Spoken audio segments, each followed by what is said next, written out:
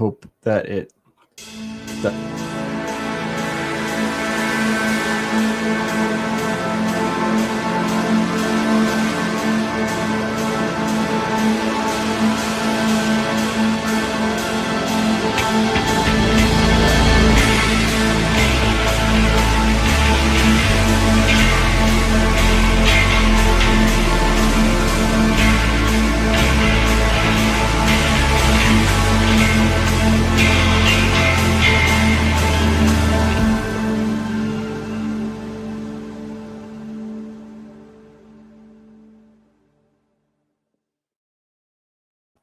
All right, welcome to PH2T3R, the Journal of Solar Culture. This is C.B. Robertson. I'm joined by Ed Haman, and we are here to talk about a variety of things for the week of December 14th, 2025. We're well into Christmas season. Thanks so much for joining us, and apologies if anyone caught the technical glitch, the 30-second false start here. It's well into winter, and there's a lot to discuss. I think this week there's the normal Christmas discussions, which I think will be worth getting into, but there's also been some events that bring some stuff that Ed and I have actually written about together in the past regarding shooting and guns and virtue and stuff. There's for those of you who aren't aware, there was a pretty terrible shooting in Australia. I believe it was a couple of Muslim shooters attacked some Jewish Hanukkah party thing on the beach, killed about 11 people or so before one of them was tackled. And this usually presages some sort of legislative bid for further gun restrictions or something or other. I guess it's preferable to have English style knife attacks or something like that. Ed, were you following that story at all? Yeah. I mean, it's, if you go on X or any place like that, it was a big theme today, for sure. Yeah. Lots of opinions. It is both a big story, but also a the Jews and Muslims are attacking each other again. I said to one of our guys earlier, I was like, wow, that's kind of fucked up. And it also, it's not a surprise in the slightest. It feels, just like, oh, yeah, okay. Yeah, it's sad, but also like, what are you going to do about it? The sort of liberal responses, well, obviously we need to restrict these things more. And of course, you and I wrote an essay for the PH2T3R anthology, the book, volume 1. I should have a copy around. I should have it behind me, but I don't at the moment. It's available on our online store. Lots of great stuff in there, poetry, recipes, and so forth. But we had this essay on the connection between shooting and agency. And there's something so similar between the desire to take away guns from the untrustworthy public and the desire to take away their agency in general. I think that there's a bureaucratic instinct to make everything predictable, to make everything controllable. And the most undesirable element of that system is always going to be the humans, because humans are unpredictable, especially when you give them weapons.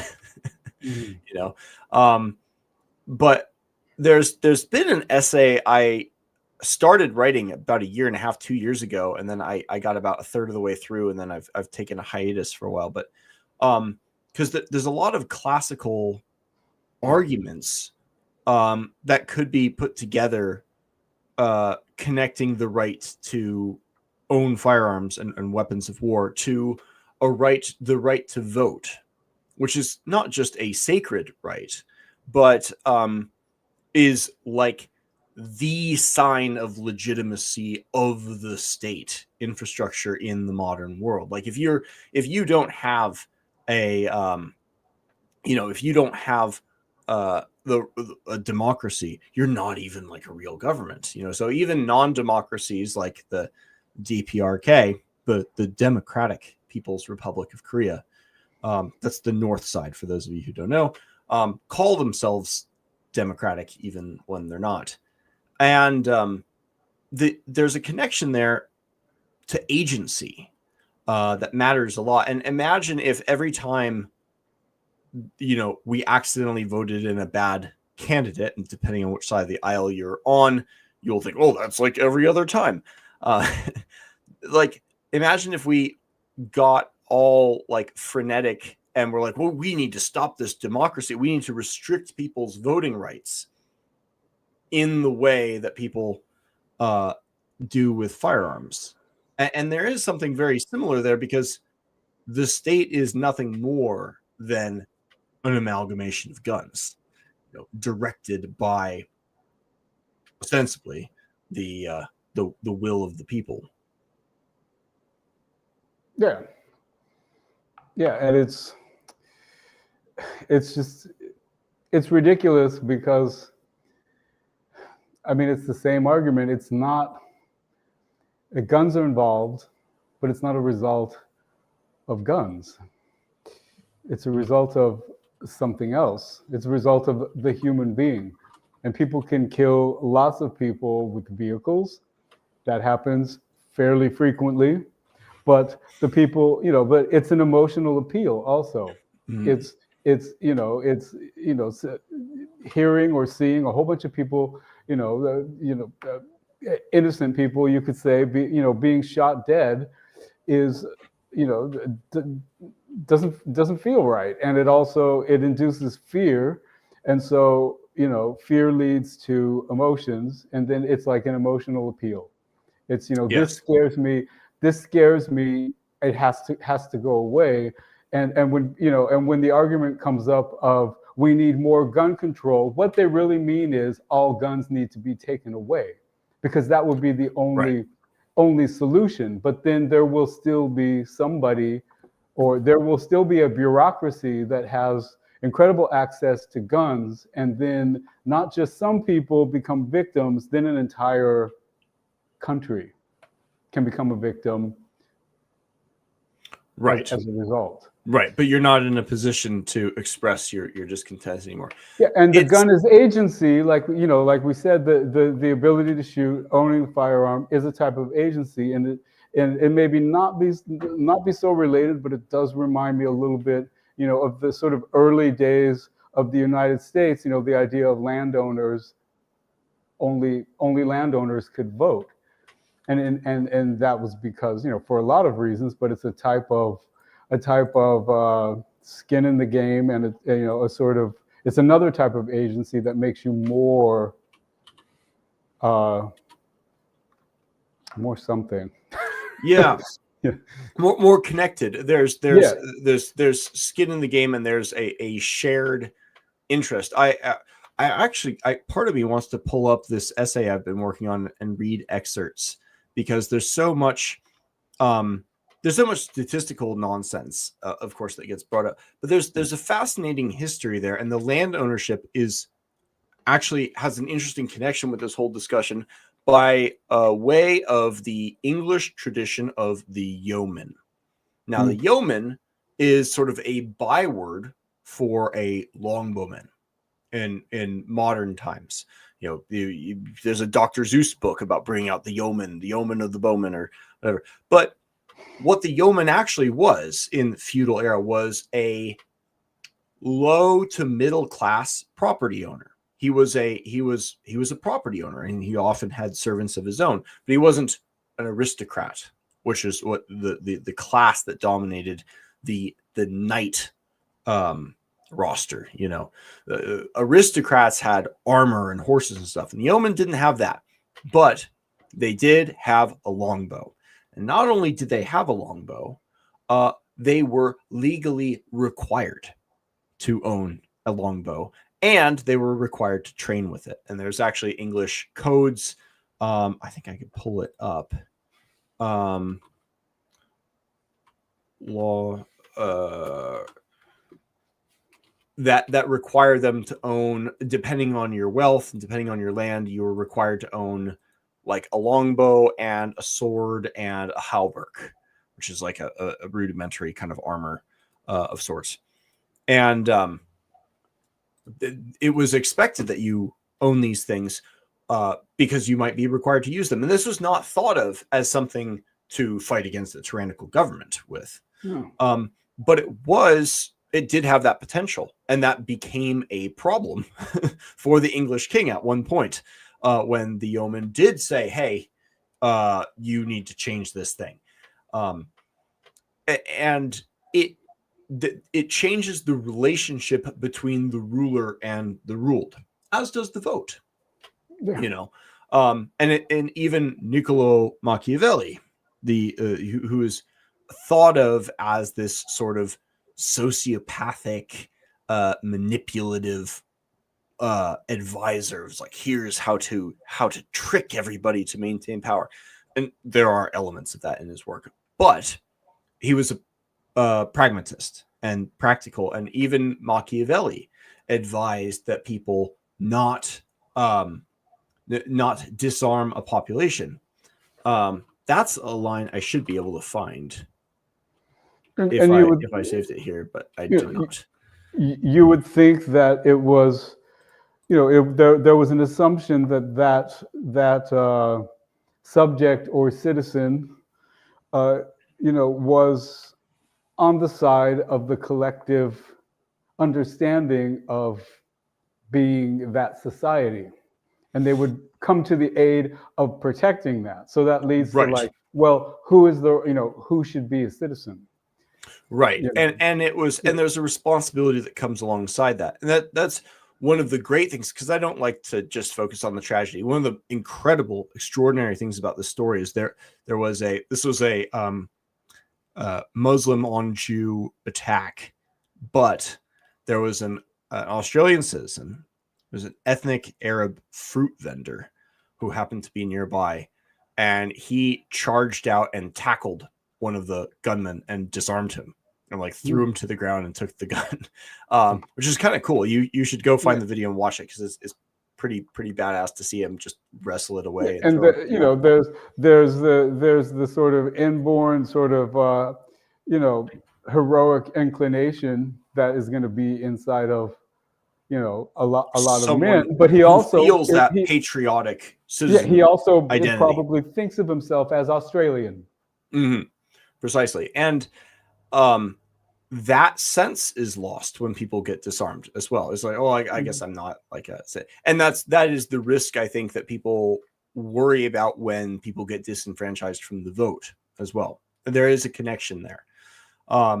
So it's a fascinating question with a lot of connections that are worth digging into history to go into. We've talked about the etymology behind morality and sin and its connection to shooting in our essay, but there are classical cases of disarmament as well. The first recorded that I know of case of disarmament comes from the Odyssey, and it's when Odysseus and Telemachus come back. They conspire to disarm the suitors who Odysseus is going to kill in his hall. And the way that they do it is Telemachus comes in and says, oh, you're all partying in our hall. You are our guests.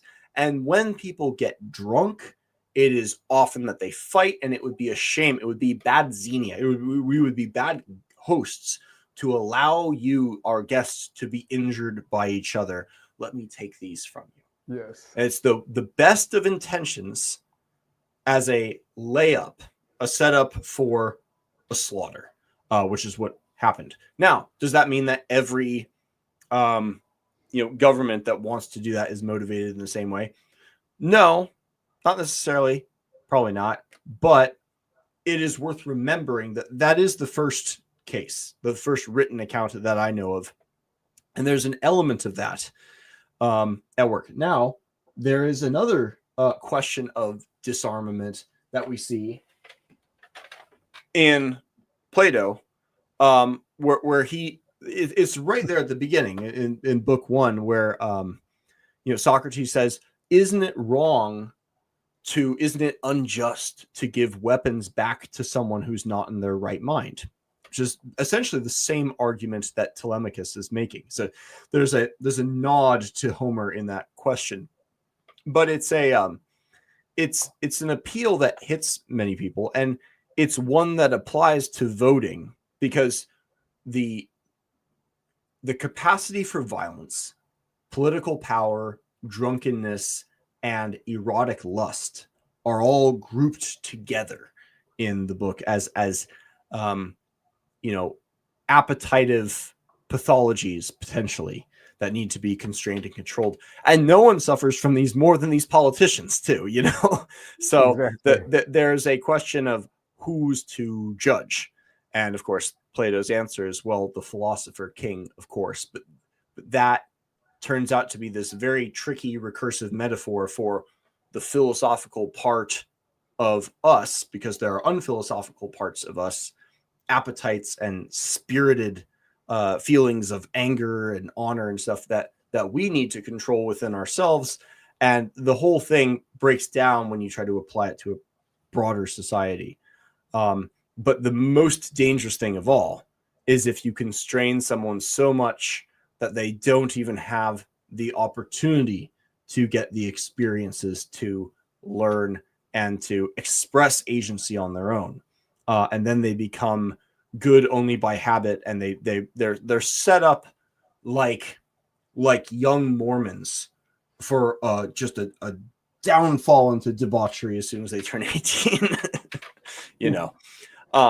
And there's a tremendous civic danger there as well, I think. It's really complicated, because at least it seems to me, the people that want, that are really dead set on more gun control, like what exactly do they mean? But also often, and often we hear, especially recently in the incidents in the United States, that the gun was obtained legally, right? It was not, because people say, oh, well, criminals are going to get guns either way. But then people committing so-called mass shootings, they got the guns legally. So it's like, okay, well, it's very complicated then, because in order to control the actual issue, that requires limiting the agency and the so-called civil rights of certain individuals in our society that display certain traits, whether they are traits of speech or appearance, or perhaps politically. Right. And then the same people that want that gun control say, well, it's a human right to live in a shopping cart talking to the sky on a Seattle street corner. Yeah. But and the things that were enshrined as natural rights before are now privileges. Yeah, exactly. And so then it becomes a whole other issue. So what do you do? I was going to home in on your use of the word so-called, because it is important to call many of these shootings, mass shootings, so-called, because if you look up, as I went to the trouble of doing, school shootings, for example, over half of the listed school shootings, if you go to Wikipedia, it has a whole list of all school shootings in the last however many years. Over half of them had no victims. It was like some negligent discharge and shot a light out by accident, or like someone takes themselves out in a parking lot when on a weekend when there's no one around or whatever. That's considered a school shooting. And the way these things get classified, Australia in particular is an interesting case, because in the 90s, I think it was 93, I could be wrong on the precise date, but Australia passed a national assault rifle ban, or some sort of firearms law that severely restricted gun violence, or restricted gun ownership. And then they pointed to a decline in mass shootings afterwards, and then they claimed credit for it. What actually happened was that there was an existing decline in the rate that preceded the law, and they changed the definition of what constituted a mass shooting from 4 or more victims to 3 or more victims, because it just so happened that if you made that change in the definition, the decline looked more precipitous. But if you kept it the same, the relative difference was actually basically negligible. It didn't change the trend line at all. It's in logic, it's what's known as the Texas sharpshooter fallacy. You take a bunch of shots and then you draw your circle, your target around the holes to find a pattern that makes your aim look really good, your policies look very good. And as we know, mass is a big word, and we know that, so-called journalists, they really, really love to decorate their stories with qualitative adjectives. Yes. So that, in order to create emotional appeals. Yeah. And for people to keep reading. And so they can't just tell the facts. They have to use as many qualitative adjectives that incite, that trigger people as they can. And it takes a lot of force of will to stand up to this kind of emotionality, but people have to be able to draw lines and say, no, here are rules we've established. We get the right to vote and we get the right to own guns. And though these things are off the table, you can bring in, millions or hundreds of thousands, I think in the case of Australia, of immigrants from people with culturally different backgrounds and sort of blood feuds of their own, and bring them in and say, oh, because of some effects of that, we need to take away some core values of yours. And you say, I like what's the poem, The Danegeld by Rudyard Kipling. No matter how trifling the cost, or no matter how big the cost, this line does not get crossed.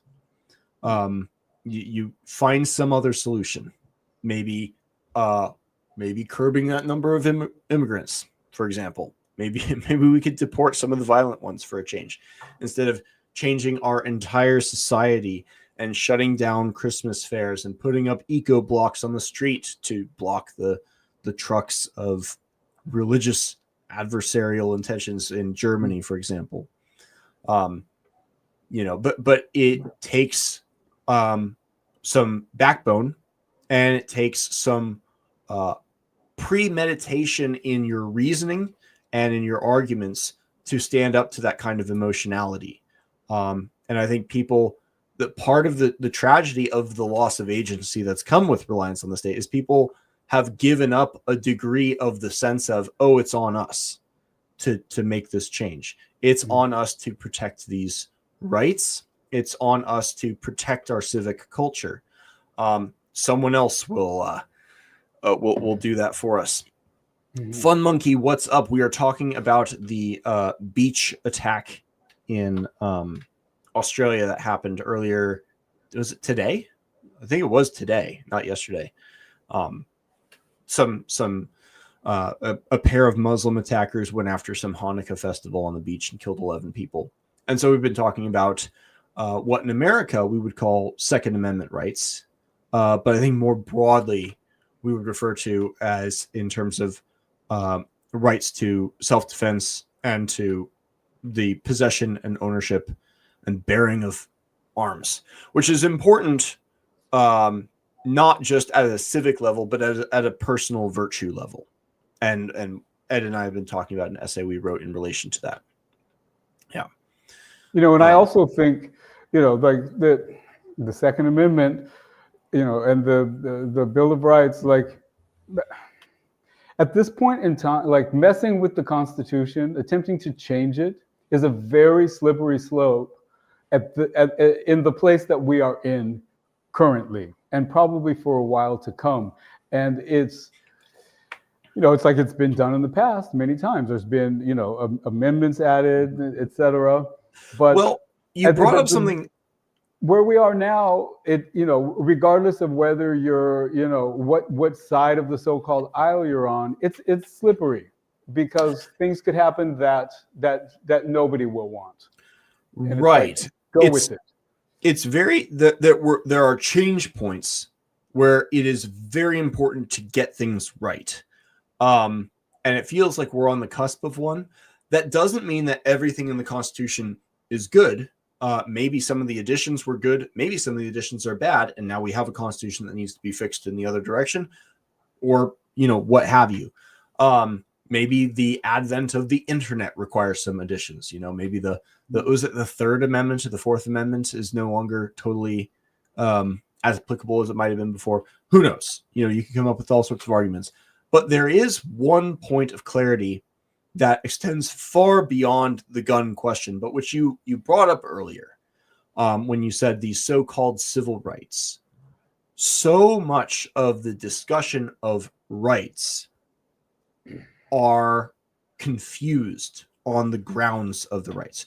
Are we talking about civil rights, which are granted by the state, or are we talking about natural rights, which precede the state and legitimize the state?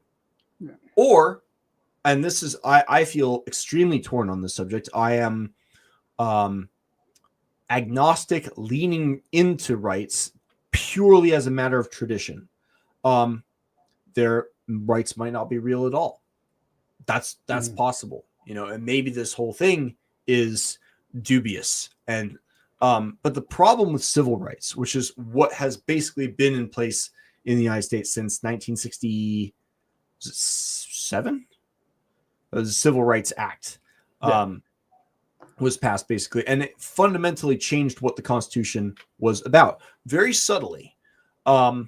But it essentially regrounded the entire notion of rights from nature and things that precede the state to whatever the state says and whatever the state gives you. You now have a right to health care. That's not a natural right. No. What determines what is or is not a natural right is its own tricky question. And once you start delving into that, you can get into rights skepticism. And this goes into questions of dignity versus honor and so forth. But if rights exist at all, and everyone big in the civil discourse basically has to talk as if rights exist. No one is on the anti-rights camp except in like abstract philosophical circles that have no political influence. But if rights exist at all, it seems that they would have to be natural rights, because anything that is given by the state can also be taken away by the state. Yeah. So you get into some very interesting philosophical questions, but anyone who wants to establish something permanent that the state cannot take away cannot rest on civil rights as a foundation for it, or so it seems. So it seems, yeah. We can make semi-permanent privileges, and we can defend those privileges by means of the state through civil rights, and maybe some people think that's a good thing. But you're not getting to, and that can be entirely practical and defensible in its own way. But it's not what the American Constitution was about. It doesn't get to any metaphysical foundations of what being a human is about, let alone a civically active human with political agency, in the same way that natural rights does. And I think we're beginning to see some of the dangers of that when the state becomes, tyrannical. And I'm saying that in the Platonic sense of it punishes itself.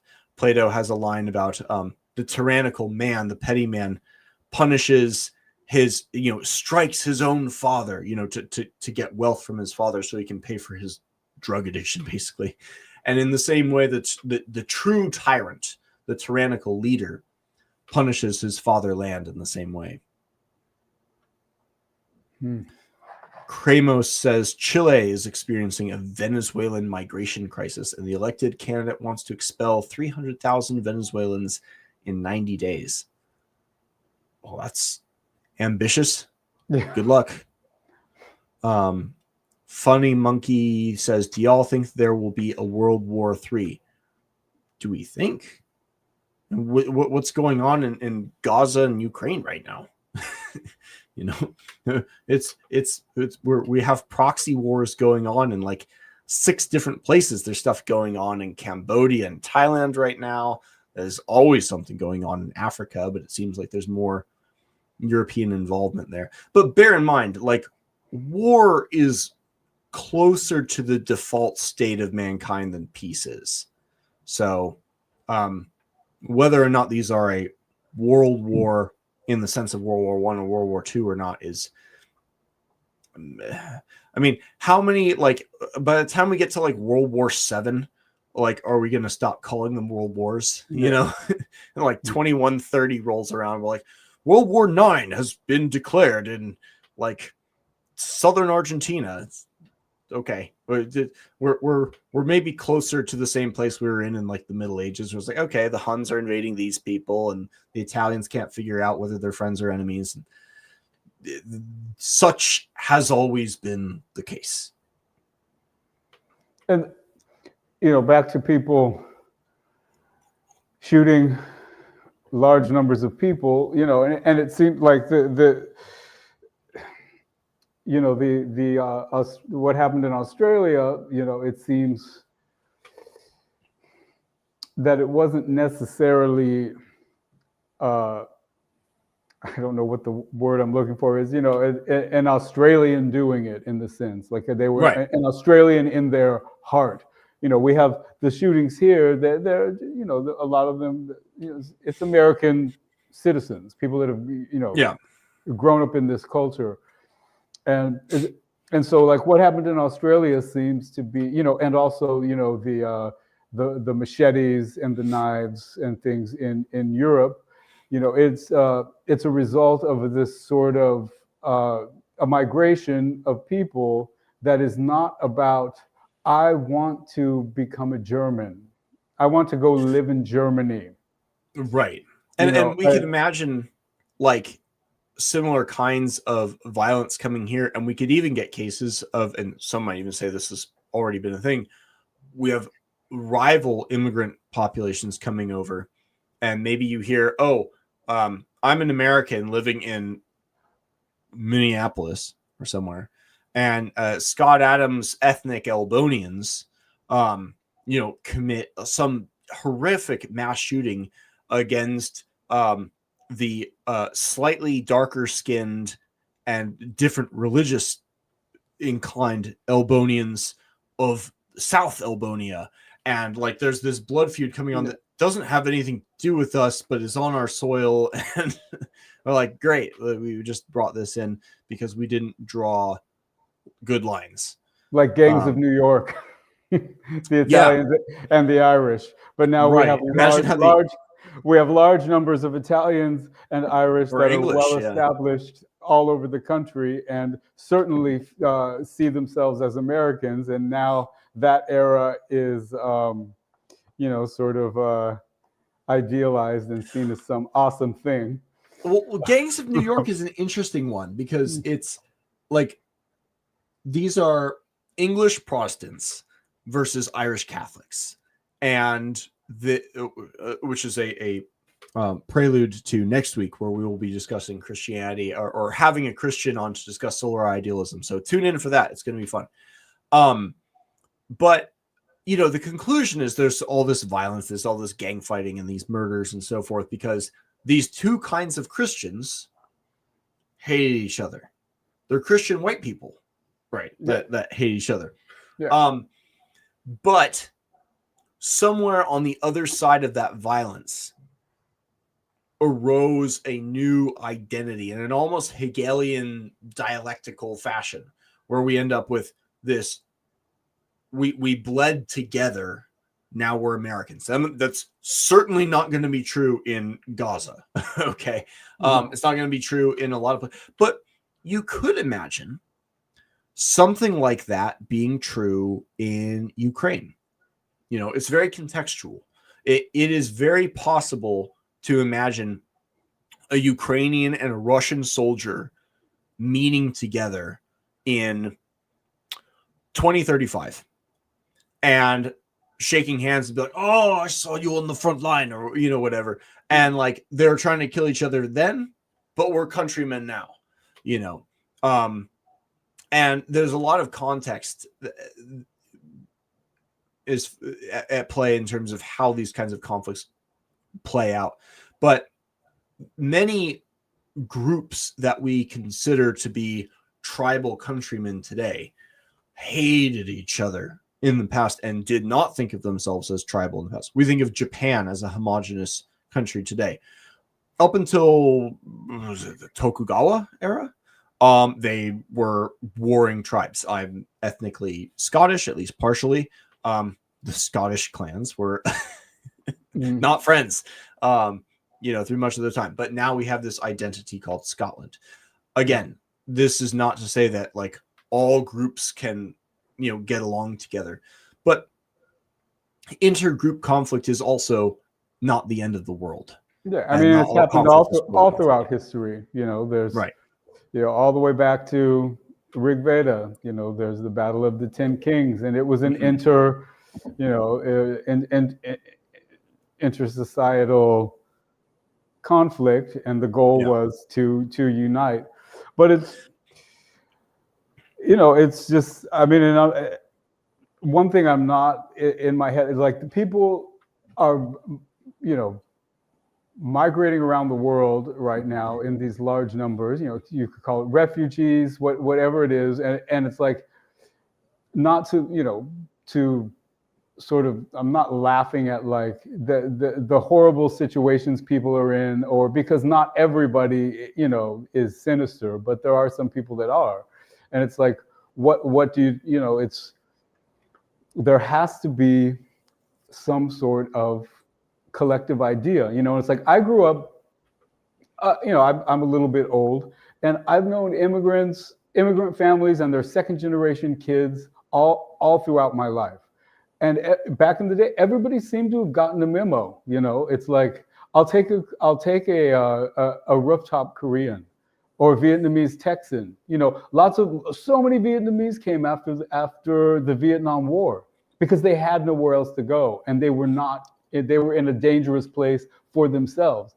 And they are still, you know, probably Vietnamese in their heart, but they are very American and integrated and assimilated to enough of a degree that they are part of society.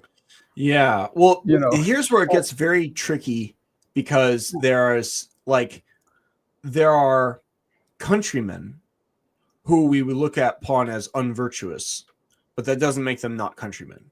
Yeah. And conversely, there are enemies or simply just foreigners, just strangers who we meet and we find to be extremely virtuous. Like, oh man, this guy's so freaking cool.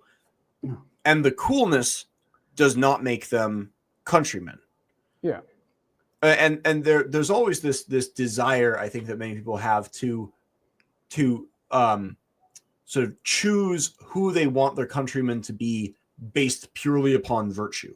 And it's very understandable, but it's also a kind of rough road. And some of the Gen Z people make fun of boomers in this, who do this by talking about, like, you know, the parents who abandon their kids and go to Mexico and basically like semi-adopt native kids who they're going to like give presents to. And something similar to that actually happened to my wife and her grandparents. But it's tough because at the same time, there are people who come to the United States who do seem to have that American instinct and that American spirit. Bruce Lee comes to mind. Is he ethnically, you know, Anglo-Protestant WASP? No. Does he have that thing? Yes, he does. I've known many people that have come, a lot of friends that have come from India, different professions, you know, for different reasons.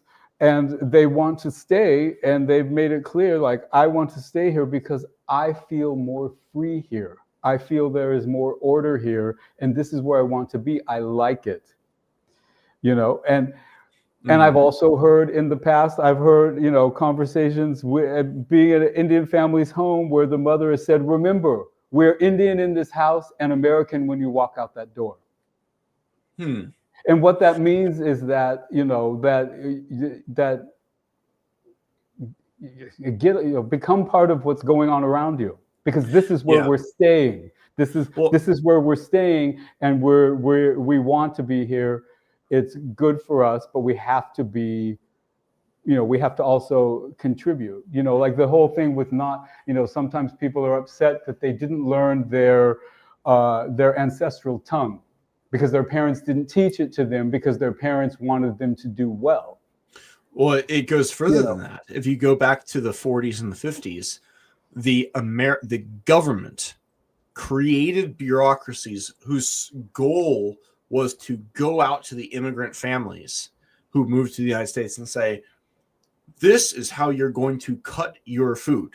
This is what you're going to eat. Not this. This is the music you will listen to. You are not allowed.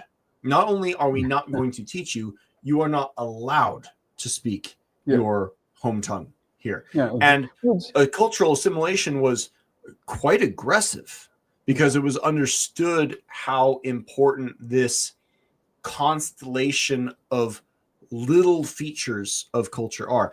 And the feeling of being in a place, like we talk a lot about like aesthetic, we were talking about music and the experience, the difference in the experience of space this has. Same can be said of art. And I have been in many, many, many customers' houses for electrical service stuff. I've been in ethnic customers' houses where I walk in and I feel like I'm in a different country. I'm like, oh, this doesn't feel like America anymore. It feels like a different country in here.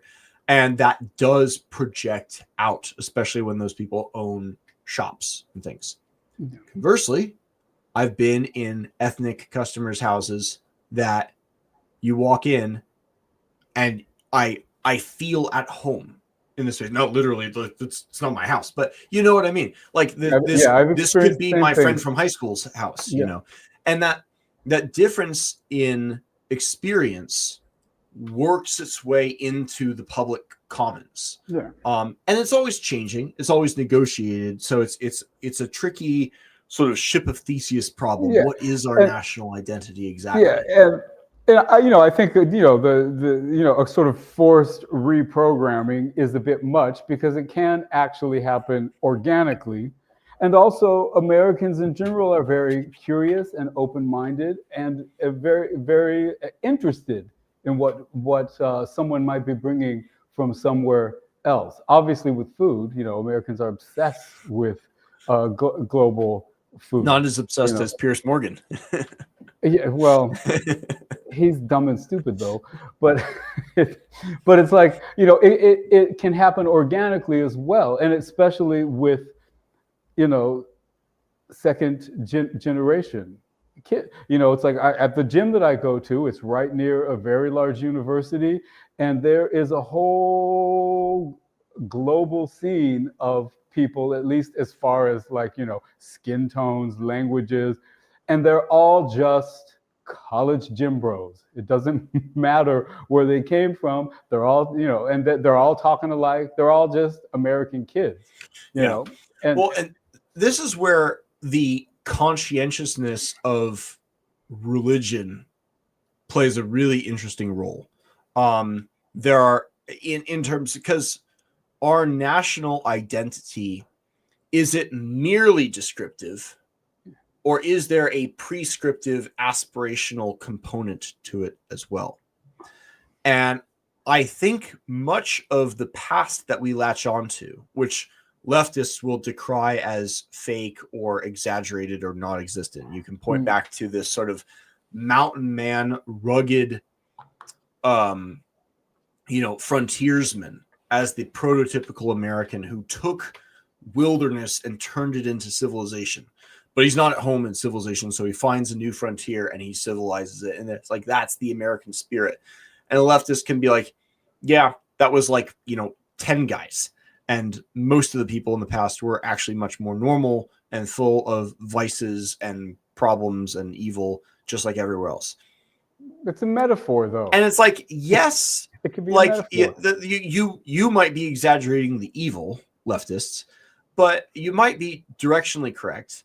But there is something aspirational in those elements of our past that we look up to, and that is valid as a central myth in the sense of a sacred story for our national identity to revolve around. And in the same way, I think it can be true that national identity can have aspirational components to it. But it's tricky. And like there are dangers to when we don't understand who is being let in or why, of numbers creeping up and new motivations emerging that we weren't aware of before. And I think the leftism in academia is an expression of that. Like some people were let in, and then once there were enough academic cryptic Marxists, progressive just means Marxist, they were able to push out any remaining conservatives, hire more, and then suddenly they have essentially captured the institution. And now it's not an institution for learning, but it is an institution for leftism. And I think it is obvious that there is a risk of something like that in Minneapolis, St. Paul, Minnesota, in basically all of England at this point, with things that are, competitive with leftism in badness. I'm talking of Islam. Yeah, exactly. And it's just a very tricky thing because, you as Americans also, we're like, but there is the individual. What about the individual? Versus the idea of collective groups. Both matter, and so it's tricky. It's like, but yeah, there is no place for Sharia law in the United States. Period. That's right. a hard line. It makes absolutely no sense. It erases the individuals that we hold and that we look back to for our identity, the heroes of our past, whether that's George Washington or Hugh Glass is one of my favorite American heroes, or whoever you want to point to, Christopher McCandless. Their identity as individuals exists within a collective value system, either in alignment with it or against it, but nonetheless in relation to that collective value system. Their individuality and the group identity are intertwined, and your individuality is only possible in the context of a distinct group. Once you mash all the groups together into a homogeneous gray sludge, your individuality makes you look like every single other green-haired liberal, that they all look the same. Individuality is also erased with the erasure of distinctive groups. And so if you replace the Western collective group identity, you also erase the individual identities that can only exist within that context. And that's a big danger of a cultural kind, of the sort that we see with tragedy when the Taliban blows up the Buddhas of Bamayana and things like that. Yeah, exactly. That, which is just a really fucked up thing. And and just the desire for that, the whole idea that like, everything in the past has been only negative, and it's all coming from resentment to begin with, and resentment, envy, and it's just a whole big a ball of wax. One of my favorite YouTubers, he's kind of an odd character. I wouldn't recommend him to everybody, but if you like language and if you like subjects like this, he's great. Dr. Random McCam is his name. And he's been pushing this word that I found extremely useful. And that word is oikophobia.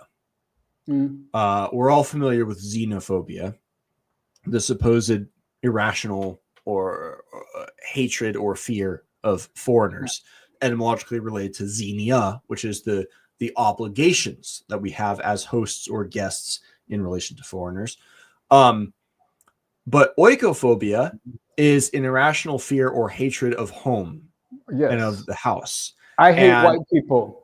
yes, and it's a hatred of your homeland. And I think the psychology of this, it's such a perfect word to describe the instinct that they express. You know, feminists go on and on and on about it was wild, like in Germany, like like the sexism in like German patriarchal culture or whatever. And then like was it like 2016, 2017? They have these cathedral, like this mass sexual assault crime that takes place in front of a cathedral. The feminists say nothing because it was done by migrants, and that's not really aligned with it's like, no, this is just an expression of self-hatred. It's just an expression of oikophobia, it seems, you know. In the same way, it's all tied to Marxism ultimately, because it's all about the idea of power and power differentials and how any difference between anyone is automatically unjust. Yeah. Well, and it all interestingly ties back to the virtues question too. Yeah. There is an oikophobic expression in the tyrannical nature that Plato describes, for example, where the petty tyrant will strike his own father, and the grand, like, ruler tyrant, the true tyrant, strikes his own fatherland. Like, why does he do that? What's the reasoning there? Well, the reasoning is the tyrant is a slave to his own passions. The tyrant has some insatiable desire for drugs or sex or power or something, and he's burned through all of his own wealth, so he has to take other people's by borrowing or theft or trickery, or, you know, by taking it from his parents so he can go buy more something. And you know, if the people, he's so overcome by his insatiable desires, by his appetites, that's all they can think about. That's all he can focus on. And anything that gets in the way of him fulfilling that need, he comes to hate. And so he comes to lash out at everyone around him that doesn't actively facilitate him. And there's something similar in the way that the leftist wants to just sit around and do nothing and be paid to do it. They want to, like Marx described, just everyone being literary critics or something. Like, who's even writing the literature at that point in that society? But like, oh, I have to go out and get a job. I have to actually create value that other people care about. Fuck capitalism, man. This unjust, you know, like anyone who isn't enabling this pathological desire, it becomes an enemy to be resented and attacked, basically. And a lot of oikophobia comes from that instinct, which I think Marx expresses and embodies. But the instinct seems to predate Marx himself far enough back that Plato can give a pretty strong psychological account of it, which is cool. It's clearly something about human nature. Yeah, well, it comes back to, and I don't mean to harp on the Republic too much, but it's really hard to go back through it and read it and not see like solar idealism preceded in this as well. We have the importance of the sun as a necessary facilitator of knowledge and sight, right? We have the tripartite soul, which loosely corresponds to the father archetype. That's the reasoning, calculating part of our soul. The striker, which corresponds naturally with the spirited part of the soul, the part that becomes angry and this desires victory and honor above all else. And the Lord of the Earth, variously corresponding to the various appetites. And the tyrant is the man in the petty form or the true form for whom the Lord of the Earth part of himself tyrannizes over the others. Mm. And I think of this like most obvious in the form of addicts, where their reasoning faculty is just gone. It's not gone, but it's completely overpowered. It's subdued by their appetites, and they will give the lamest and most transparent lies with complete shamelessness, because they're and they know that it's shame, but they can't stop themselves because their reasoning component has no, and even their honorable part has no power over their appetites anymore. So like there are really, really strong corollaries between the notion of the soul we see in the Republic and what we're talking about in solar idealism. And this all ties in with,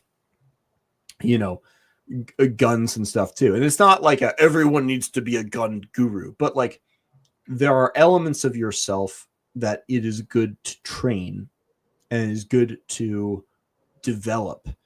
And there's something tragic, worse than tragic. There's something nefarious in, the state stepping in like a tyrant to take away the means by which to develop those parts of the soul, and to, in fact, punish virtuous people for their virtue and reward corrupt people for their vices.